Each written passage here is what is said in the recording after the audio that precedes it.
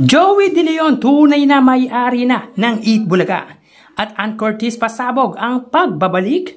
Yan at iba pa ang pag-uusapan natin ngayong araw po ng Lunes, September 16. Pero bago yan mga kaparokya ay humiling ako na pakisubscribe ang aking YouTube channel. Pakiclick ang bell icon para una kayong manotify sa mga bagong video na ilalabas ko. At pakidamay nyo na din na i-follow ang aking Facebook page na Mega TV at ang aking TikTok account na Kaparokya TV. Maraming salamat! Mga kaparokya, since wala po tayong update sa views online ng dalawang late afternoon program sa bansa, ang Family Feud at Will to Win, ay pag-usapan natin ang programa ni Willie Revillame regarding nga sa panibagong time slot nito na alas 5 hanggang alas 6:30 ng gabi or 5 p.m. to 6:30 p.m. Simula po yan mamaya. Actually, ito naman po ang original na oras nito, ngunit nagbalik lang para magbigay daan sa paparating na programa ng TV5. So again, simula po mamaya ay new time slot na po muli ang Will to Win from 5 p.m. to 6:30 p.m. Punta naman po tayo sa highest views na nakuha ng dalawang noontime show last Saturday sa oras na 1:17 p.m. sa segment na Kalokalike. Ang It's Showtime po ay may 82,000 viewers. At ang Eat Bulaga naman po sa oras na 1:22 p.m. na may segment na Gimme 5, sila po ay may 94,000 viewers.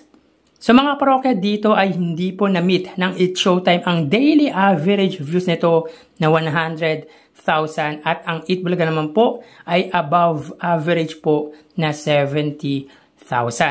So, 4 in a row na pong hindi na-reach ng Madlang People Noontime Show ang average daily views nila from Wednesday to Saturday. So, today po kaya mga parokya, mamimit po kaya or marireach po kaya ng Madlang People Noontime Show ang kanilang daily average views na 100,000?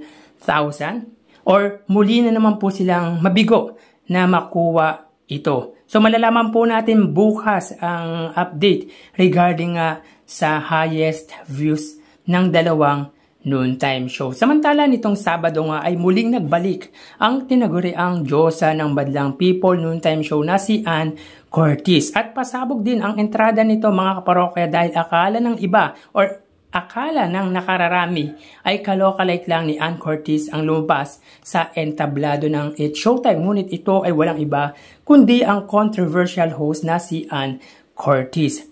So ito na po ang sagot sa mga speculation na kumakalat na mawawala na ang one of the original hosts ng It's Showtime. At talagang namiss siya ng mga solid showtimers dahil di naman kaila na matagal na nawala ito dahil sa mga personal commitment nito. At ito nga, muli siyang nagbabalik at banat nga ni Vong Navarro ay matutuloy na daw di umano ang magpasikat dahil nandyan na daw ang nasabing female host. Well mga parokya, matutuloy naman po talaga ang magpasikat kahit po wala si Ann Curtis dahil ito po ay tradisyon na po ng naturang noontime program ng ABS-CBN ang magpasikat. Anyway, masaya hindi lang ang mga solid viewers ng It's Showtime kundi pati na din ang mga kasama nito sa trabaho. And of course, masaya din si Ann sa kanyang pagbabalik. Bago natin ipagpatuloy ang ating usapan mga kaparokya, baka makalimutan ko ang shoutout natin. So, shoutout ko sina Victoria, solid Showtime po yan mga parokya.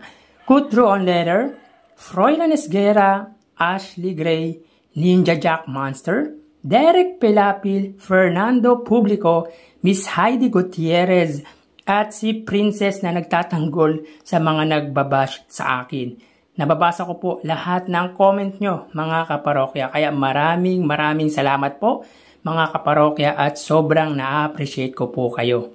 So yun nga mga parokya, bali-balitang magpapaalam na daw di umano ang programa ni Miles Ocampo na Padyak Princess kung saan huling 2 linggo na lamang daw di umano ito.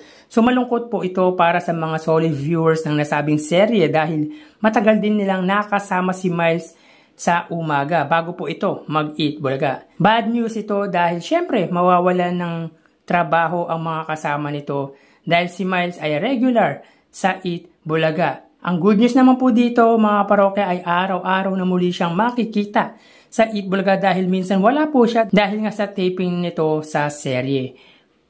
Magkaganon na mga parokya for sure hindi mawawalan at magkakaroon uli ang Going Bulilit member at Eat Bulaga host ng project after this. And speaking of Eat Bulaga mga kaparokya, iginawad na po ng IPO Philippines or Intellectual Property Office ang titulong Eat Bulaga sa tunay na lumikha nitong si Henyo Master Joey De Leon. So makikita po dito mga kaparokya ang pangalan ng isa sa legendary trio na si Joey De Leon kung saan nitong nagdaang Agosto 22 or August 22 nang na-register ito sa pangalan nito. At matatapos after 10 years 2034. So good news sa mga solid Eat Bulaga dahil pinatunayan lang nito na kung sino talaga ang tunay na nagmamay-ari ng titulong pinakamatagal na programa dito sa ating bansa at panglima sa pinakamatagal sa buong mundo. If I'm not mistaken mga kaparokya. So again, congrats Henyo Master Joey De Leon. So hanggang dito na lang mga kaparokya. Thank you and God bless.